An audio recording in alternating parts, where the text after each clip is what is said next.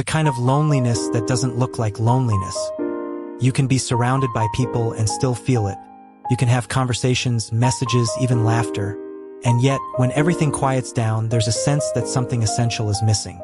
Not dramatically, not painfully, just quietly present, like background noise you've learned to live with. Most people never talk about this kind of loneliness because it doesn't fit the usual picture. There's no obvious isolation, no empty calendar. From the outside, life looks connected enough. So when the feeling shows up, it's confusing, hard to name, easy to dismiss. And because it's hard to explain, it often gets turned inward. People assume it means they're ungrateful, or broken, or asking for too much. So they keep going. They function. They adapt. And the loneliness becomes something they carry rather than something they question. This is the kind of loneliness no one really prepares you for. The kind that comes not from being alone, but from not being fully met. It's rarely explained this way, but loneliness isn't just about the absence of people. Psychologically, it's about the absence of attunement. The feeling that someone sees not just what you're doing, but what it costs you to do it. That someone understands the internal world you're navigating, not just the external role you play. Research in social psychology shows that humans don't just need interaction. They need resonance, a sense that their inner state is mirrored, acknowledged, and held in mind by another person. Without that, connection can exist on the surface while something deeper remains untouched. In real life, this often shows up as being the listener, the reliable one, the person others come to, talk to, lean on. You're involved, you're present, but you're rarely the place where attention lands. And over time, that imbalance creates a quiet distance, not from others, but from yourself. For many people, this pattern didn't start in adulthood.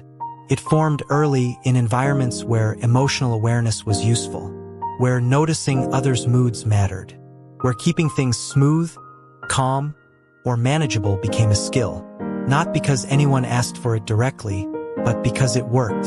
The nervous system adapts quickly. It learns that connection comes from being attuned outward rather than expressed inward, from understanding rather than being understood, from fitting in rather than taking up space. This adaptation is intelligent, preserves relationships, it reduces conflict, keeps things stable, but it also shapes how closeness feels. As you grow, you may find that relationships come easily, but depth feels elusive. You can talk, share, even open up, yet something still feels untranslated, as if there's a layer of your experience that never quite makes it across. This is where that particular loneliness lives, not in the lack of contact, but in the lack of being known at the level you're operating from. Importantly, this isn't better or worse than other ways of relating. Some people are naturally expressive. Others are naturally receptive. Different nervous systems prioritize different roles. None of them are wrong.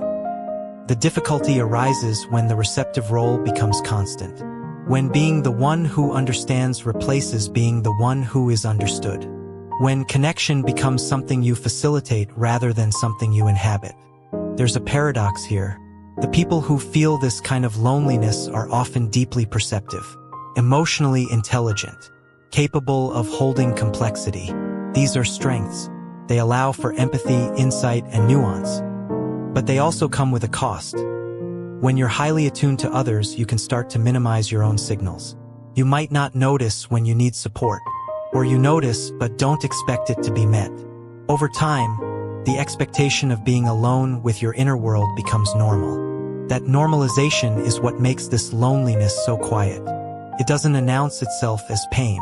It feels more like a subtle flattening, a sense that something meaningful is missing without being able to point to what. Understanding this can be unexpectedly relieving. It reframes the experience. What you've been feeling isn't a failure to connect. It's the result of a system that learned to prioritize harmony over expression, awareness over visibility. That system helped you once. In many ways, it still does. But recognizing it allows for something gentler, more accurate. It creates room to see that longing for deeper recognition isn't neediness. It's a natural response to being human. You're not lonely because you lack people. You're lonely because a part of you has been carrying things alone for a long time. And there's nothing broken about that. It makes sense.